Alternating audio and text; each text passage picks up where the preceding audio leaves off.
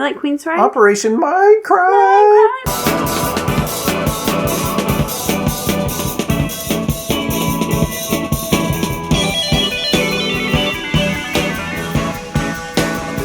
Hi-ho, DJ CK1 here. It's time for another 80 of the 80s bonus episode. Today, AK-47 and I will chat about our recent Genesis concert experience and a little bit about their tribute group. Then the conversation shifts to other upcoming concerts, and then I bitch about how, music these days, we're losing the loudness war. Don't even get me started on auto-tune. Keep in mind, this is exclusive bonus content for fans only. If you're not a fan, you have 5 seconds to click the stop button. Starting now.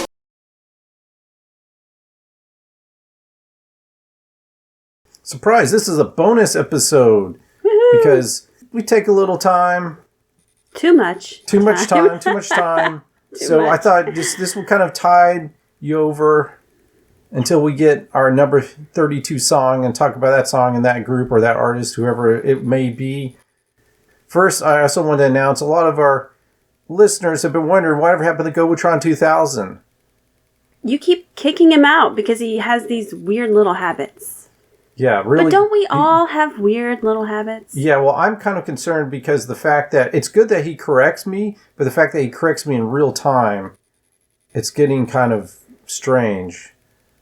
Let's say if I put my underwear on backwards, and he sometimes knows about that and calls me out on it. That was kind of creeping me out. So, but what's not creepy is the internet, Oh, yeah. And not creepy at all. There are these things called search engines. Really? Yes, yeah. Like if I need to find some information, I don't have to ask the Gobotron. I can just go into this one. It's called DuckDuckGo. And this is not an advertisement, by the way. But I can go in there and I can type in anything I want to look up and it'll give me some results. No, I don't like that. Why not? I like the Gobotron. Are we not going to bring him back? I'll think about it. He needs a little tweaking, though.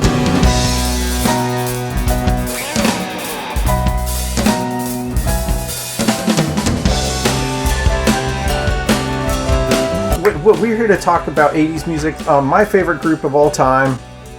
Backstreet Boys. No, it's Genesis. Yeah, they're like the Beatles to me. And we had to go see them. We had to. We had to do it, even though a week beforehand, I went to see the Musical Box without you. You didn't come along. I didn't want to leave the kids alone that late. So the Musical Box is a tribute group. Tribute groups, like, get a bit of reputation. They do, What is it like to live your life as a musician, so-called artist, completely doing something that someone else did 40 years ago? I mean, if you're very passionate and a huge fan, I would think it would be pretty incredible. So I always thought I wanted to be like Jarvis Cocker in a Pulp tribute group. I thought, maybe we could call it Common People would be our name. Yeah, that would be fun. I can see that. That would be fun. I guess you just have to kind of accept this is my role in life. I'm not the group. I'm a supporter of this group. You should be a lounge singer. So again, if I had a good voice, maybe I should play some of my attempts at music on this podcast. Should I? No, I like our listeners. Don't do that.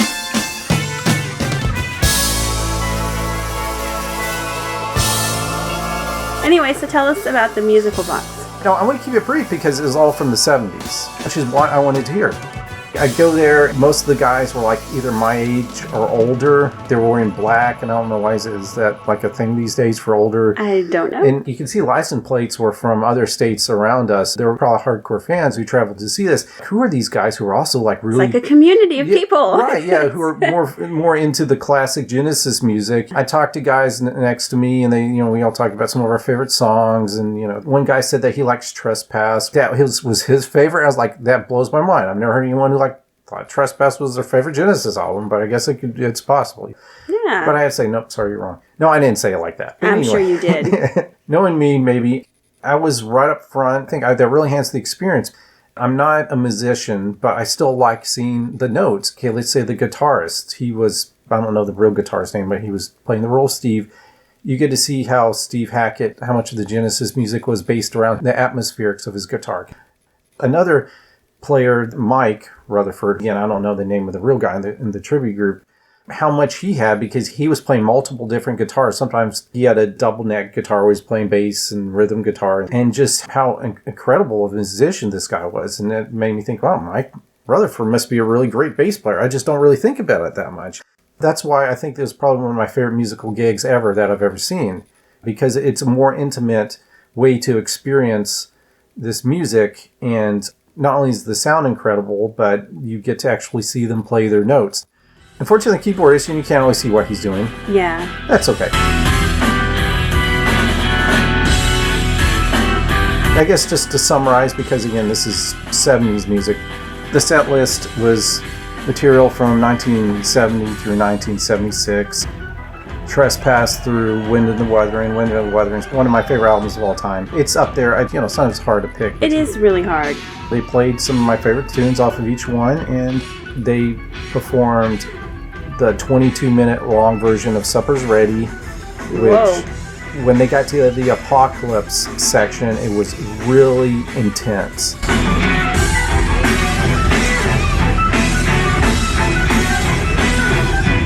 And it was really heavy. And they had all these flames in the background.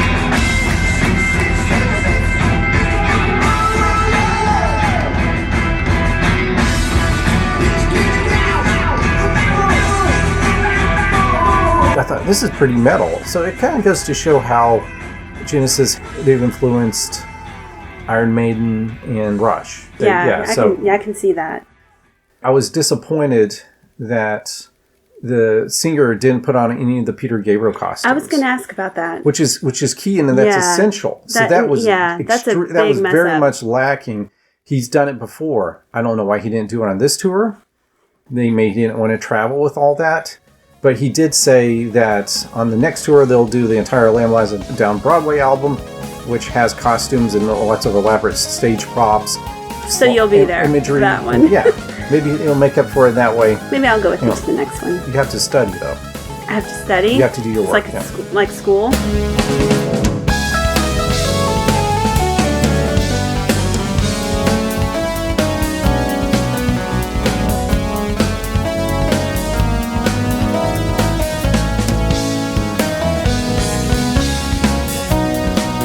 But let's talk about Genesis. Okay, yes. We went to see them in Boston.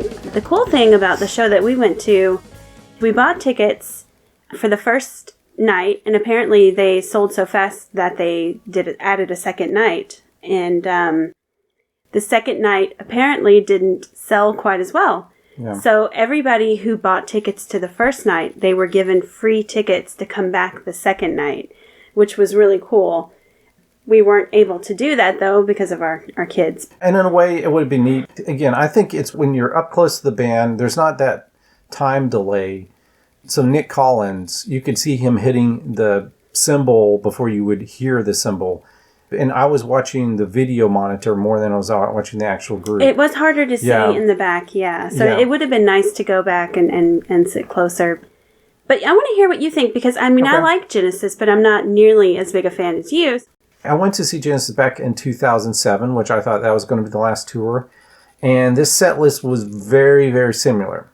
So that was kind of disappointing. I wish they tried different stuff. They took out the two of the best songs from the 2007 set list, which was In the Cage and Ripples. And again, those are two of the songs from the 70s that I would have liked to see. Once again, the set list was too heavy weighted on the Invisible Touch album. It was. Which would be one of my favorite albums of all time if I didn't have it to compare to their other more superior albums. They started off with the opener to Behind the Lines, which I was disappointed they didn't play all Behind the Lines. It was just a bit of instrumental, then turn it on again. Yeah. Oh, by the way, probably the most notable story of seeing Genesis live this year, or this last year, was the health condition of Phil Collins. It's hard not to notice it. Yeah. And I think the rest of the band is trying their darndest to make up for the fact that he's not that much of a singer anymore. He can't play. I thought he did well. He did I really well. did. He did well, but he can't play the drums. He can't stand up. He can't dance. He can't dance. I can dance Yeah. No, that's terrible. Yeah, no, but he still did some of his comedic routines between. He did. So they had backup singers. They weren't really that noticeable, but they helped out in parts that they needed to. Turn on again, because of his voice, it was sounding kind of weak. And then he went to Mama, and Mama's a really dark, creepy song. Yeah. In a way, his voice made it even more. Yes. I was going to say, I thought that was probably one of the ones that he really seemed like he was really getting into it when he was singing. And he's got that creepy laugh in it. Yes.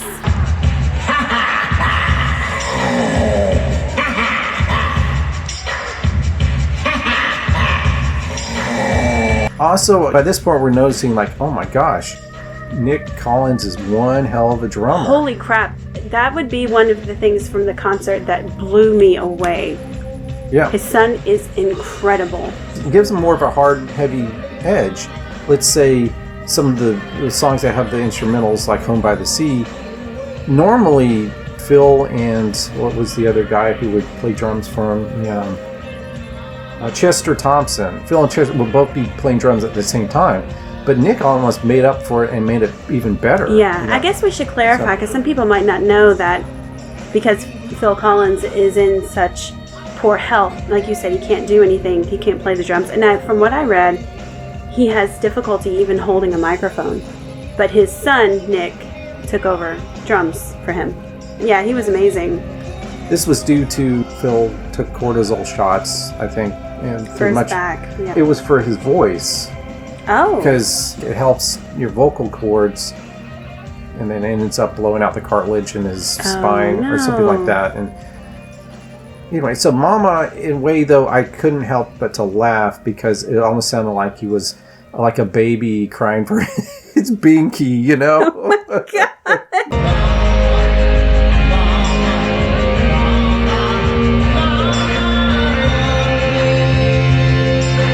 I do remember you laughing a few times.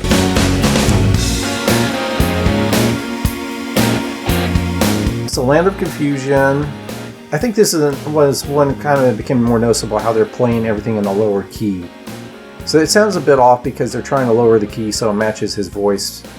So that one had some neat imagery with falling toilet paper. I guess Land of Confusion. Yeah, I remember that because of the virus. Yeah, they try it. Tie it into COVID stuff. So then it was Home by the Sea.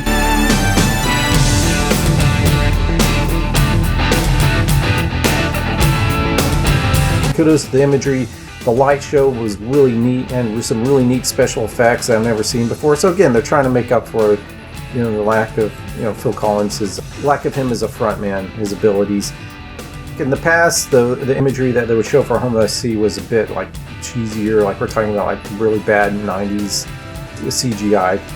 You're talking about like Rap City Street Kids believe in Santa Claus? Right, yeah. Oh yeah, my God. Well, no, I just remember seeing them in 2007. They showed the house. They had hundreds, all these bats flying out. I was like, how many bats can you get flying out of a freaking house? Like, I know it's a ghost bats, but... That's a lot.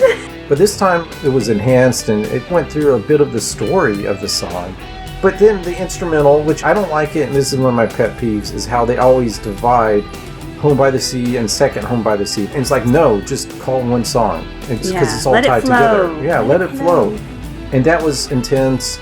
Again, it had more of a harder rockin' edge, a longer guitar solo.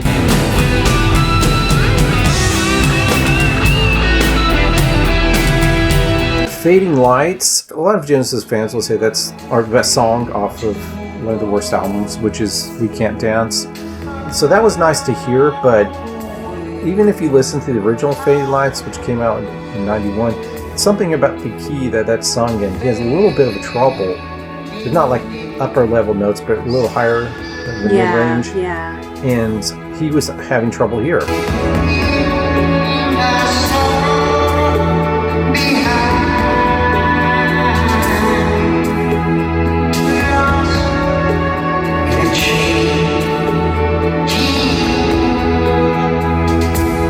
So it was kind of an unexpected song that they would throw in, but they didn't play the whole thing, and then bam, right into the cinema show, instrumental. So that was a little off, it was a bit jarring. Afterglow, always a concert favorite. They Traditionally, when they perform Afterglow, they throw in lots of fog machines. They really fog it up. They fogged it up so much this time, it was just almost ridiculous. This whole arena was like a giant cloud, But that was still neat effect. I think it's cool, yeah. And then had an acoustic segment. That was kind of fun. They're trying something different. They did The Lamb Lies Down on Broadway, the title song. I liked that because it sounded different. It was a different kind of touch, and you weren't really expecting it. Early morning Manhattan, ocean winds blow on the land, moving palaces now and then, all night watchmen had their fun. I was disappointed though because the audience was not singing along with it. A lot of people who buy tickets to these shows, they may have a little bit of interest, like, oh, Genesis, I've heard a few of their songs before.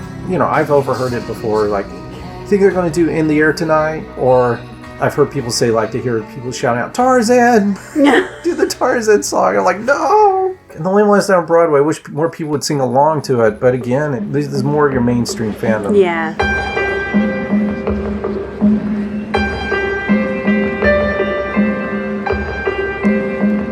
For me, the highlight of the show, and this was very much unexpected, was Duchess.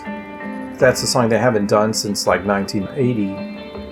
The atmospheric instrumental sounded different. It had a bit more of like a guitar solo from Daryl Sturmer. Had really neat imagery. It looked like little cells or stars or something going on in the background. Yeah. By this point, it's almost like his voice was warming up. I was going to say, it sounded to me like you were kind of bashing him, but given not only his age, but his health condition, I thought he did really well. I did. But still, if you're paying all this money to go see a show... But if you're going to a show expecting someone to have the voice that they had 50 years ago or 40 years ago, that's ridiculous. You're stupid.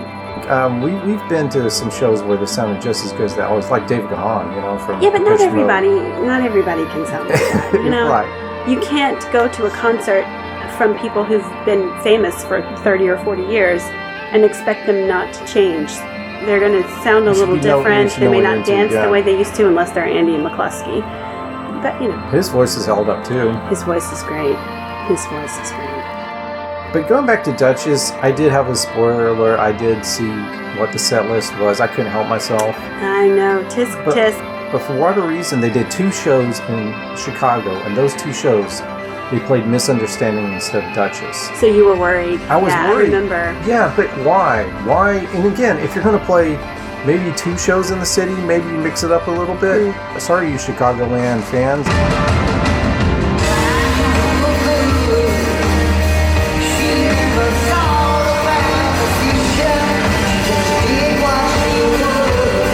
I know what I like in your wardrobe, the imagery to it, I didn't understand.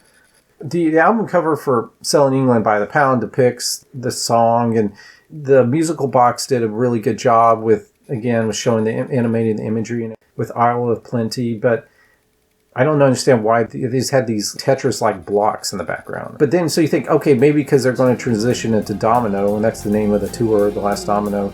But then that was a different kind of block. They had these stone blocks, and they kept repeating them over and over again. Like, okay, I'm getting sick of these stone blocks. You paid way too much attention to the imagery. Because that's what I was watching. Because we were so far back. I saw the imagery too, but I could see them. I just wish that maybe instead of playing Domino, again, it's a great song and everything. It's about nuclear war and.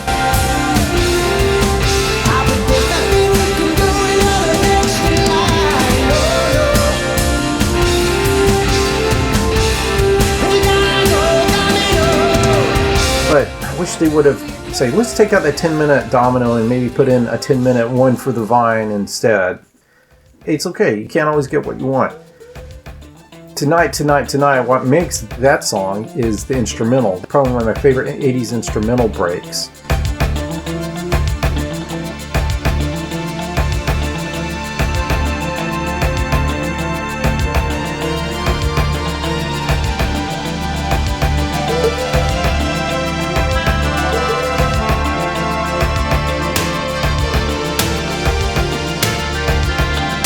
Really dramatic, and they cut that part out of it.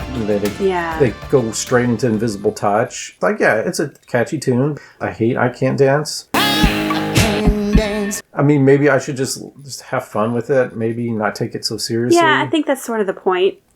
And then Dancing with Moonlit Night, that was a nice little nod. They did a couple verses of that. Interestingly enough, by the way, here's the theory. They do 2 verses of Dancing with the Moonlight Night. All right. In a previous tour, Peter Gabriel toured with Sting. Some of the songs they performed, they were on the stage at the same time. And one of them was Peter Gabriel doing the first 2 verses of Dancing with the Moonlit Night. Wow. Lies with me, cried the queen of maybe. For her merchandise, he traded in his price. So the theory is that maybe their final show ever that they're doing in London, maybe they'll have a little Peter Gabriel cameo. Oh, you know what? I just got chills. Yeah, and you're not even a fan. I'm not even a fangirl. A lot of my fangirlness just comes from you. Because at the concert, that's what made me happy. Was you were so happy. You were so in your element. And that just really filled me. That's why Duchess was my favorite song that they played. You jumped up and you were just so excited. It was so great. It was bliss, baby. Good, babe. Maybe you should make me happy more often, and that would make you happy. I make you happy every day. Every day. Don't I? In your own little special way. You making me happy makes you happy, which makes me happy, and it's just we should have warned our listeners to grab some nachos. Wait, for all this it's Valentine's cheese. Day coming up.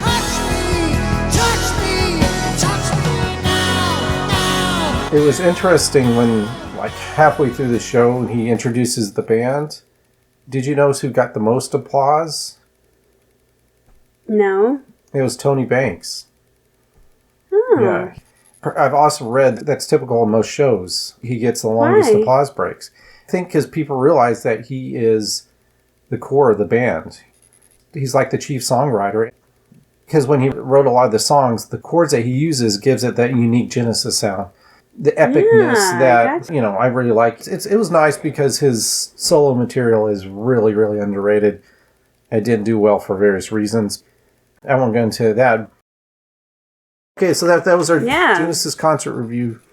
Worth going to see if you're a fan. If you are not a fan, I wouldn't. I mean, they're not going to tour anymore, I guess. I think they've got to Europe and Britain. Oh, yeah. I just think if it truly is their last ever show, and by the looks of Phil Collins, I think it probably will be. Maybe you should go see him. Definitely see the musical box, even if you're not a fan. Oh, that's another thing. The more I think about it, Steve Hackett is coming to Boston. Steve Hackett, who's the original guitarist of Genesis, and because, again, he knows what the fans want. He is doing a little set of his solo material, but most of it is going to be Genesis material, Seriously, though, I think we talked about this in our last podcast, but there are so many bands touring right now. It's overwhelming. I have to draw the line somewhere, Who? Bands that I like that you're not going to care about. I mean, I can go see Queensryche, which I know you don't like Queensryche. I do. You like Queensryche? Operation Minecraft. Have you heard the second one? We're going to have to do... Wait, hold on. Are we going to do a Queensryche podcast? No. Hey, I think it's time for a commercial break. 80 of the 80s. We'll be right back after these messages. Genesis does. 16-bit arcade graphics. You can't do this on Nintendo. Genesis does. 16-bit sports action. You can't do this on Nintendo. Genesis Does. Genesis Does. Genesis Does. Genesis Does. Genesis does. Get Joe Montana free, Pat Riley free, Buster Douglas free, Super Monaco GP free, or Collins free. What Nintendo? Camaro IROC C. Looking so hot, so good. So much thunder under the hood. I rock, ooh. I rock and roll, yeah. I rock, tough on the street, so mean. Camaro's my thunder, drive this machine. I rock, ooh. I rock and roll, yeah. Drive to take Chevy, live to take Chevy. I rock. But you don't.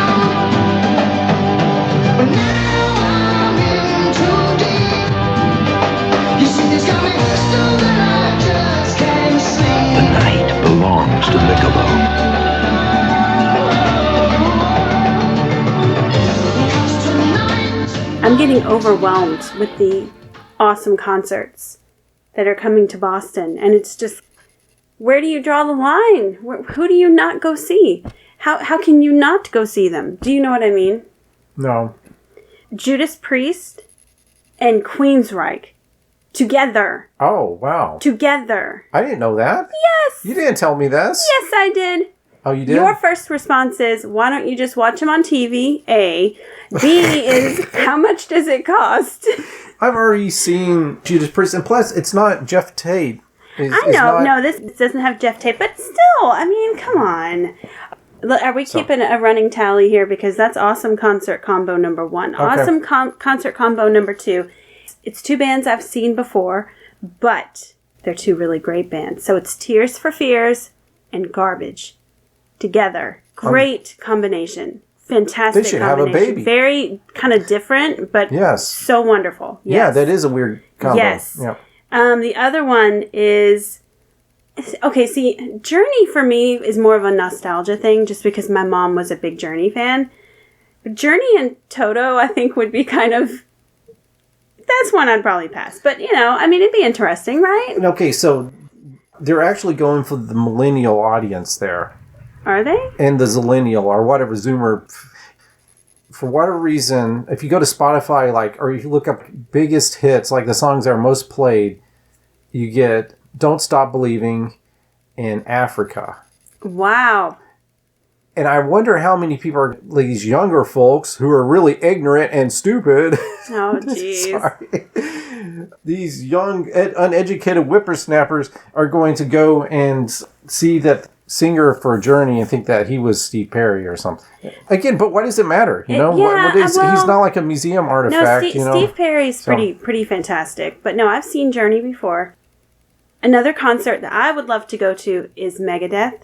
Yes. They're playing with Lamb of God, which would be interesting. I'm not a big Lamb of God fan, but hey. They're pretty heavy, right? Yeah, they are. They're pretty heavy, which I like some heavy stuff. I've been listening to a lot of Typo Negative lately.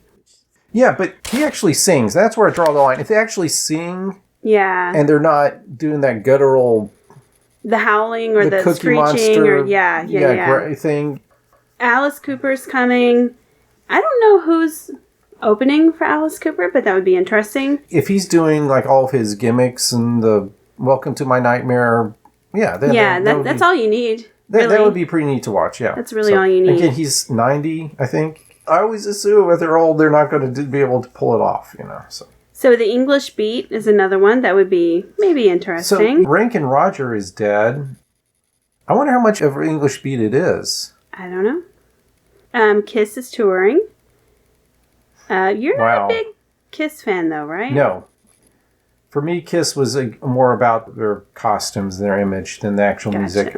I think Kiss has some good stuff, and we may get a lot of flack for this, but I think they're overhyped. And it's heavy rock and roll. It's not metal enough, and I think they were kind of proto-metal. Well, there was a cheese factor to them, too, that I think that they fully embraced.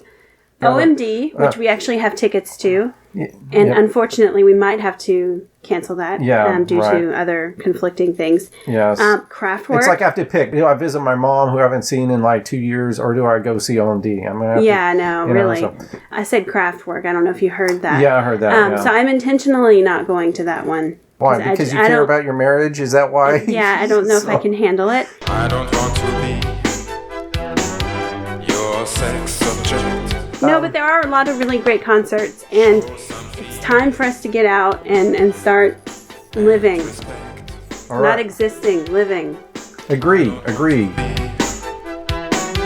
Your sex object. So, moving on, let's talk about what we have been up to. Right. Now, this has to be 80s related, because that's why people are listening. They're listening. I know he's upset because I've been going on a little bit of a 90s kick lately. I'm not as nostalgic for the 90s, maybe because it was not always the happiest time for me, as I was in junior high, middle school, and high school during that time. College was good, but again, the culture I didn't really care for as much.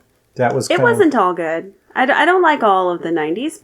I was waiting because pop was becoming passe and not as hip. Although it's weird because then you still look a lot at, like, even Pearl Jam, their songs sometimes have a melody to them and everything, you know, that you can sing along to. Pearl Jam has some really, really good stuff. But this is not a 90s No, podcast. no, this is a bonus one, so we can talk about it a little bit. No, I think that Pearl Jam is one of those bands that you don't give enough of a chance. I think it's Eddie Vedder, his voice, that you just can't. I don't know. I like grunge. I know you don't. I know a lot of our listeners might not. I like grunge a lot. I do remember watching on 120 Minutes, they had a clip of Weezer, and I thought, these guys have short haircuts. And that's strange because they're using lots of feedback. Like they're playing the guitars really loud. Got that growl that I associate with grunge music, and yet they look kind of square. And so that maybe changed things up a little bit. Granted, one of my favorite groups, Lush, early 90s, lots of freaking feedback. And we're talking about really heavy, layered guitar sound, which, was cool. But that's one thing I love about the 90s, because even as I've been going on my 90s kick, there's so much variation in the styles in that 10 years. And I'm not a fan of it all, like the boy bands that came out at the end of the 90s and the Christina Aguileras and all that. Britney Spears has a couple of good songs.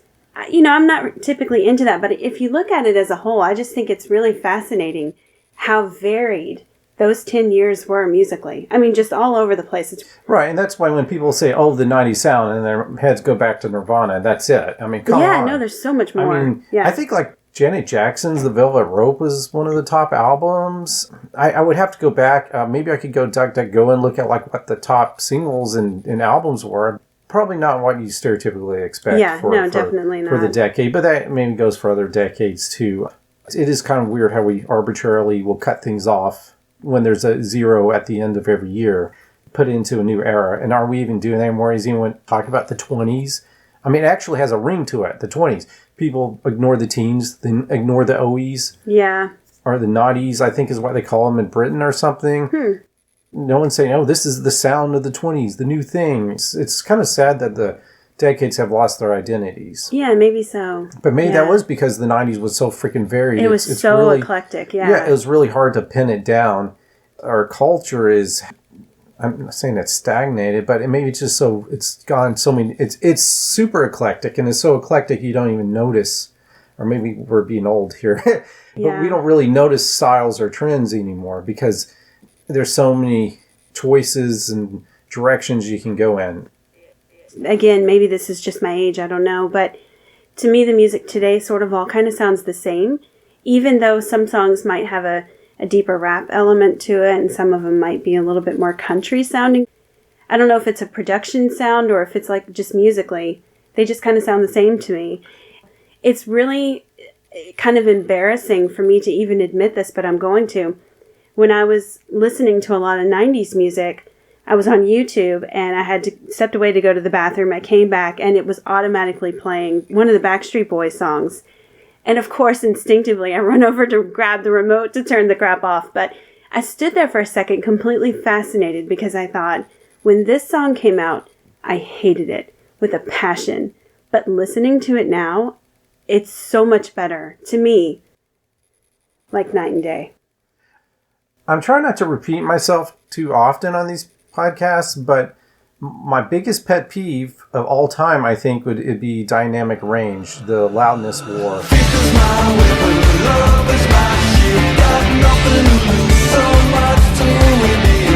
We were just listening to a new single from Simple Minds, and even that sounds like the production was cranked up too loud.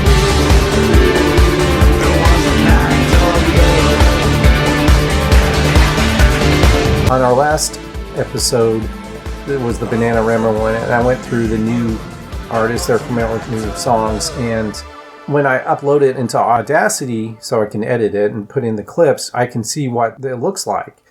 The new Billy Idol single was just like a block. Everything was cranked up to the max. Yeah. And like his voice was blaring. I'm not a sound expert. I don't understand the way song production is done, but they're doing something very wrong, and they repeatedly do it again and again, over and over again, whoever these producers are. It's just sad. Now, give kudos to ABBA. When I uploaded their new material, it wasn't like that. There were quiet parts, there were loud parts, you can see the cymbals. I think that's always an indicator because one of the loudest peaks you'll see is in the cymbal. And that's because treble is really high pitched. Mm-hmm.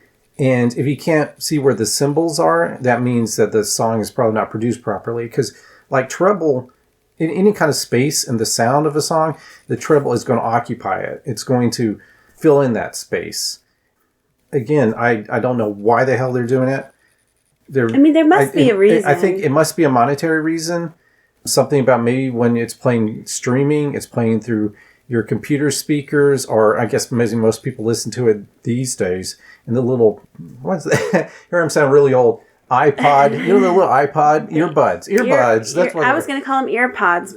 They listen to the earbuds. Maybe it's going over their television set. Yeah. There's not really high quality speakers, and people don't really seem to care. I mean, again, I sound like a total snob. And maybe we're being completely, maybe we aren't being fair, because I'm sure that there's some good music out there today, like new music. There has to be, right? Oh, yeah, I'm sure there's music out there that's produced differently, So maybe we aren't being fair, but mostly what I'm talking about is like what's popular today on the radio. So the last episode I was praising the Kylie Minogue album, but that was also like, again, when you look at the audio of it, everything was cranked up to the max. Tears for Fears, sadly, was like that. Not as bad. Duran Duran was bad. That song Invisible was really way too loud. We should look into this. I wonder why. Yeah, there's like Search for the Loudness. We're on DuckDuckGo, or the Dynamic Range. They even have a holiday like Dynamic Range Awareness Day. Really? Finally a cause I can get behind. Yeah, no joke. And Clan of Zymox was good. Kudos to them. Stranglers, old school. Some people give respect to the dynamics of music and sound, and some people don't. They're just like the louder the better.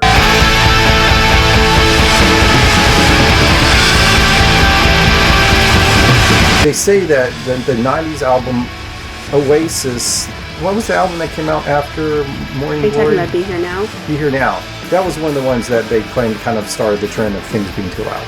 Yeah, well, Something like they were snorting all this coke in the studio, and they're just like, that sounds about right. Take all the audio levels and put them up to the top. Still a great album, though. It's not their best. Everybody knows, but no one's saying nothing. I like that. Say it what is you loud, say. though. What's that? Say what you say. Forever and a day. That one, that's a nice. It is loud, and I remember I I won that album on the radio station before it came out, before it was released to the public. So I ran home when I got it and I listened to it, and I do remember thinking immediately it was kind of loud. I'm gonna say kind of grainy, if that sounds. I don't know how to explain it. I just remember listening to it thinking it just sounded screechier. Is that a good word? Well, and then that's it. With the emphasis on the treble, it kind of hurts your ears. It was a little bit screechier. I still dug it because it's a rockin' album, but it was screechier. Stop the screechiness. Stop the screech. If we could show a picture of Screech from We Saved by the Bell, that would be perfect. R.I.P. Screech. Oh. Guess who?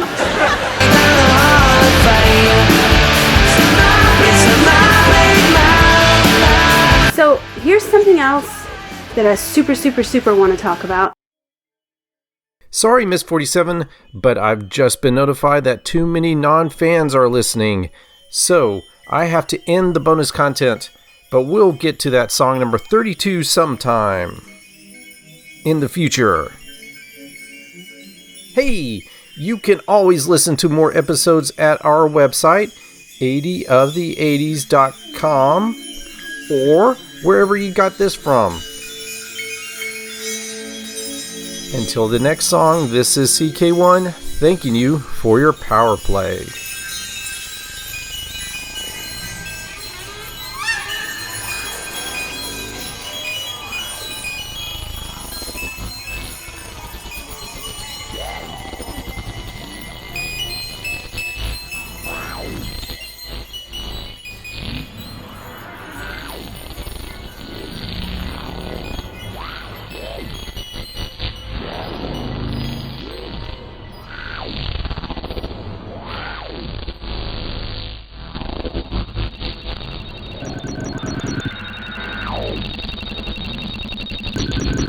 I see London.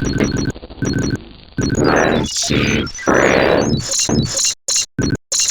I see